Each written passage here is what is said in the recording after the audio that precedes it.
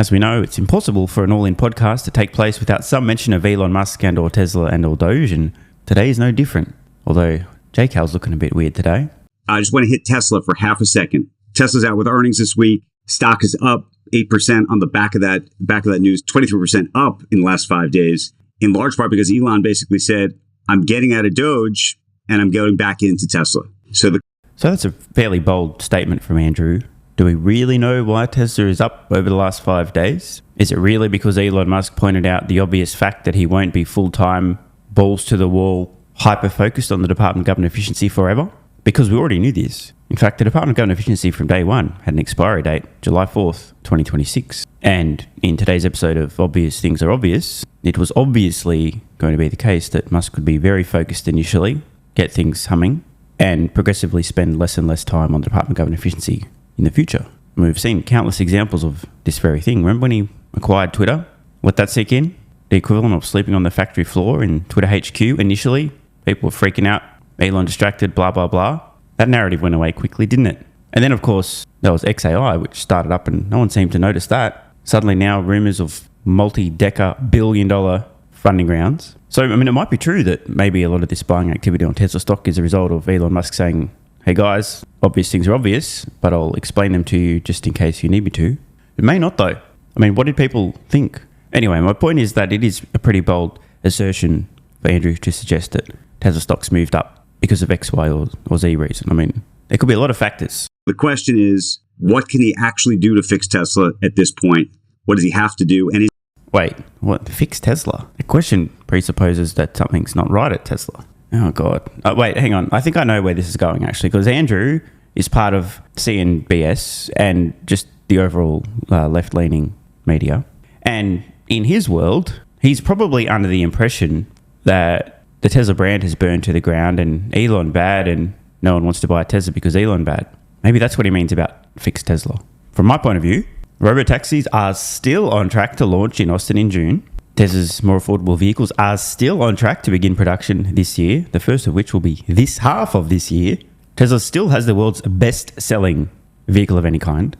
In fact, they've just refreshed that very vehicle, made it much better for roughly the same price, simultaneously all 4 factories in Q1.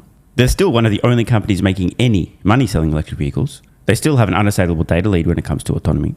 They still have far and away the world's best real-world AI. I'm just trying to understand what's to fix. Is he really out of Doge? No, I don't think he's out of Doge. He didn't say he was out of Doge. It was just a matter of how much time he could allocate to each thing. I mean, look, I saw this before when I was part of the Twitter transition, is that for the first 3 months or so, he was basically full-time at Twitter HQ, learning the business down to the database level. I mean, every nook and cranny of that business he learned about. Once he felt like he had a mental model and he had the people in place that he trusted, he could move to more of a maintenance mode.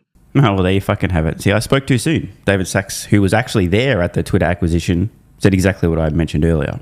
Laser focus initially, get things humming, step back. And I think that's the only way he can manage 5 companies, is that he has these intense bursts where he focuses on something, gets the right people and structure in place, feels like he understands it, and then he can delegate more.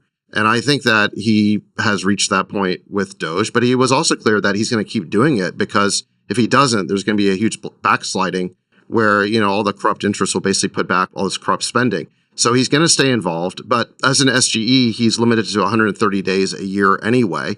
And so it makes sense for him to kind of now ration his days a little more closely, but he's got the people in place. Remember, Doge, it wasn't just him, it was also the U.S. Digital Service, which is basically the IT branch of the executive branch, which got put under Doge. So my sense is that Doge is going to continue. It's just that Elon is shifting to a mode where he can manage it 1 day a week or 2 days a week, as opposed to being there 5 days a week. Steve.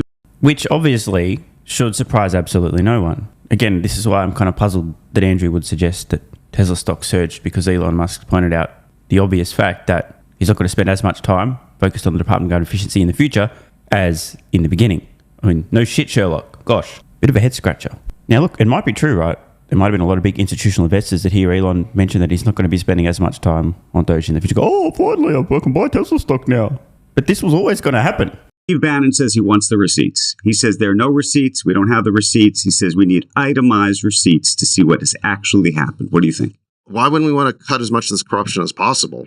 I think we have to. Yeah. We have to. The question is, should the public get to see exactly what's been cut and what hasn't? Why wouldn't they? Of course. And what we really need is for Congress to now embrace all of the corruption that Elon has found and eliminate it from the budget. Because at the end of the day, in order to capture the savings here, we do need those appropriations eliminated from the budget. And my biggest concern is not something that DOJ is going to do or not. It's not up to DOJ to do that. It's up to, frankly, these old bulls in Congress who control the appropriations process. Are they going to basically backslide and just put the spending back in? Because it's easier to just do that, to engage in this log rolling. Or do we take advantage of this, I think, incredible sacrifice that Elon has made? I mean, look, this has cost him enormously. One of the reasons why Tesla is down is because you've had crazy leftists engaging in terrorism, firebombing Tesla dealerships. In any event, he's made this enormous sacrifice in order to expose the corruption. And look at what we've learned. We've basically learned that this whole NGO thing is a giant scam where, the people in government give enormous amounts of money to their friends, probably with the expectation that when they leave government, they're going to be next in line at the trough. And I think Elon's done an enormous service exposing this, but it's not entirely up to him. In order for us to realize the benefit, we need Congress now to act on that. So and I'm just afraid that's not going to happen. What kind of total number you think we get? I always say a dollar saved is a dollar made, and we should say amen to that. The question is, what do you think the total number is ultimately going to be? Well, he says they're at 160 billion right now. I think that's, by the way, that's an annual number as far. Yeah, and that actually is super important. Over 10 years, that's $1.6 trillion already. As far as I understand it. So, what I always hear with spending is they always multiply everything by 10 because they assume it's going to be 10 years. So if it is 160 billion a year, that would be 1.6 trillion over 10 years, probably more because... Man, I should just shut the fuck up. I keep saying things and then a few minutes later, David says the exact same thing. The spending always grows. And look, that's 160 billion that we weren't planning on saving before Elon got involved in the government. So if that's all it is, that would be great. I think there could be more. And it really comes down to whether DOJ continues to be supported by the political process. And look, Elon can't force that, right? I mean, ultimately, it's up to legislators to take advantage of the work that he did. And ultimately, it's up to the people to put pressure on those legislators to embrace what he did. He's done an enormous amount, but there's an old saying that you can bring a horse to water, but you can't make it drink. If the entrenched political interests at the end of the day aren't, if they're not going to embrace the savings that Elon has found, I don't know what we can do about that. I mean, there's the administrative and discretionary aspect, but I've said for a while it's going to be necessary to have statutory resolve to actually fix the deficit problem in the United States, and that means getting Congress to act. And Congress has not shown a willingness to act. And every time I go to DC, I come back more disappointed. I share the stories on the show. And I talk about the fact that there are very few members of Congress that are saying up and saying, at the end of the day, the first thing we need to solve is how do we reduce the deficit? Then we can address all of the policy issues that we want to talk about. But if we don't solve the deficit problem, there is no policy. There is nothing we're going to be able to do because the treasury rates are going to spike. There's going to be no capital. There's going to be no funding. We're going to go through a death spiral. So at the end of the day, we really do need Congress to stand up and lead here. It is not on one man's shoulders. There's only so much Elon can do without statutory authority from Congress. And I think that's really important in this budget reconciliation process. And it's really important for the president to also help lead Congress to where we need to go on this. Members of Congress are elected because they get stuff for their constituents. The more they get, the more likely they are to get elected. And next cycle, they got to get their constituents more stuff. So it creates an escalating spiral staircase. It's a problem in how democracy operates. It creates a tragedy of the commons. There's a collective action problem because, like you said, each individual congressman or senator primarily wants to get stuff for their district or their state, for their special interests. And there's no one really looking out for the public interest, the overall common good. And these appropriators are basically engaged in log rolling where they're willing to give their colleagues their pork if they get their pork. And this is why we have a $2 trillion deficit. It's a really hard thing to fix. I mean, it's really hard. This is the problem this is why with we need a line item democracy is veto. eventually, I mean, people eventually you realize you can vote yourself all the money. And that's what you do. I think, this has been something that I remember Bush 41 in his State of the Union called for a line item veto. This was like 30 years ago. And we still need that, because I do think that if the president had more authority over this process, it'd be less of a tragedy of the commons. In my naive youth, I was very against that, and I felt like it was giving too much power to the president, and I never really understood the wisdom of it until we find ourselves at the end of the cycle, which is where we are here. That's and unfortunately, Congress will never, I think, change its ways until they're forced to by some sort of crisis, which Freeberg, I think, is your point about eventually we'll be in a debt crisis, and then Congress will finally see the wisdom, and they'll finally appreciate what Elon did. There's all these entrenched political interests complaining about Elon. I mean, again, he undertook an enormous sacrifice to try and fix our fiscal situation, which is unsustainable before there's a crisis. One day there'll be a crisis. Everyone will see that he's right. But to answer David Sachs is right. I mean, something had to be done, and no one was willing to do it. And it's still going to be hard to get done and maintain. Eventually, folks will realize that Elon Musk was right. And earlier, these guys touched on the incentives at the moment. It is a very difficult problem to solve. Today, the incentive structure is such that the more money you promise to spend/waste, the more likely you are to get re-elected. You can see where this is going to go. Prior to Doge, everyone just seemed happy enough to kick the can down the road, and well, that can be somebody else's problem in the future. To answer your question, Andrew, Nick, you want to pull up this poly market? So this is the poly market on how much spending will Doge guys, cut unfortunately, I in gotta go. 2025. Yeah, we'll see you later, Sax. Bye, Saxapoo. Love you. Dave, that was great. Thank you. Yeah, thank you. Poly market's showing an 84% chance of less than 50 billion being cut in 2025. And only 10% chance. Isn't the number on Doge.gov right now like 160 or something? That's what they're saying they've cut in contracts. So that means the annualized run rate of savings from cutting contracts. But what Polymarket's showing is what's the actual savings in 2025 from Doge action. Oh, because these are multi-year contracts. Multi-year contracts, but then there's also reporting that like $92 billion of it, I think, isn't actually itemized. So it's hard to understand what's actually That's right. On the list. And they haven't done anything yet in defense, right? So that's a big honeypot, I guess, if you want to use that word, potentially. That could juice do you think he's going to go there? Well, I mean, there are people at DOD and at HHS, but I don't think we've had a readout from any of those people yet, right? I mean, all of this other stuff has been... HHS is huge. It's the number... If you look at their list on the Doge tracker on the website, HHS is the number one department of savings right now, and they've got the contracts. Yeah, defense is on there. Okay, so they are finding... Well, remember, what they're doing is they're just cutting wasteful contracts. So they're cutting stupid stuff that aren't all necessary. The discretionary stuff.